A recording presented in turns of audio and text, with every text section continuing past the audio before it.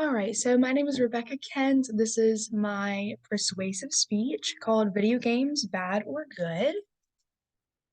So, we have all heard the phrase that video games lead to violence, but how true is this statement?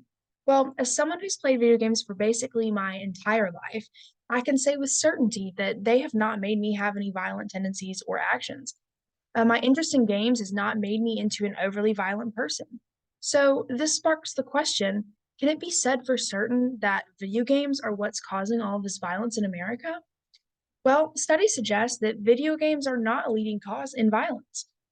We have to focus on some trends. We need to look at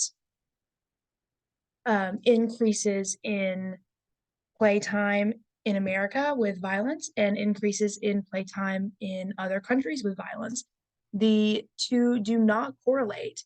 In fact, increases in violence can be more closely linked to other factors, which we have yet to explore. All Americans should be greatly concerned with this. This affects not only gamers who do feel pressure, feeling like they are more prone to violence just because they game. We do not see matching trends. Like I was saying before, it does not correlate between the violence in America and the violence in other countries as, compared to the rise in gameplay. So we have to examine some other factors. The main reason to be skeptical of a casual link is that video games have spread widely around the world without driving other countries to the level of violence that's in this country, said Pentilla in 2019. Here we can see that there is not a correlation between the rising trends of violence and gameplay. So, what other factors are there?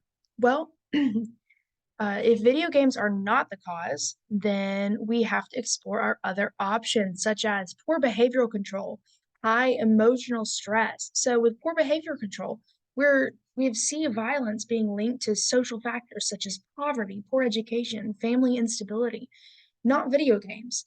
This is poor people in bad neighborhoods in that have bad education and they have unstable families. And this is what's causing this violence. These things are very bad for society, right? So we have high emotional stress, testosterone levels that are increasing, people that are taking testosterone that can increase it. Stress can increase your chances of becoming prone to violence. Anxiety can also lead to domestic violence. We have seen many scenarios where anxiety and stress are what causes people to snap and be violent. We also have exposure to or history of violent tendencies. So being comfortable around violence just leads to more. People who have been around violence their entire lives, if their parents have been violent, things like that can lead to them being violent as well. Both victims and witnesses suffer from the violence. It desensitizes those who are involved. So if a child is watching his parents and they are violent, then it is more likely for him to be violent as well. That is dangerous. Um, the more comfortable somebody is around violence, the more likely they are to commit those same actions.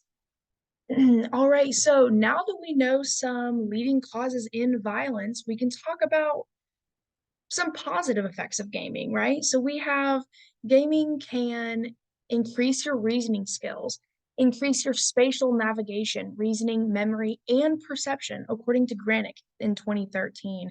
It also has been linked to increased mood and decreased stress. How many people do we know that come home from work and hop on the game for a couple minutes just to unwind, right? These things are positive effects of gaming. Not gaming does not always cause violence. Gaming is not a lead cause in violence.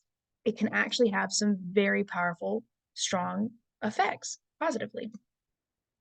All right, so when you are talking to somebody and they bring up violence in video games, you can remind them, hey, don't point the finger at video games. There are a lot of other factors, right? Gaming is not a root cause. There's an importance to being understanding, compassionate towards the gaming community, towards people who are suffering from anxiety and are feeling those violent tendencies. We have to remember not to judge too quickly on gamers or people who perhaps do something that may increased chances of being violent, right? Realize that there are many different causes of being violent, not just one, and it's really not a simple issue. Remember, if anyone blames video games, you just remind them. Don't blame just the video games. There's always more than one factor to big issues like violence. And this is my works cited page, and that concludes my presentation. Thank you so much.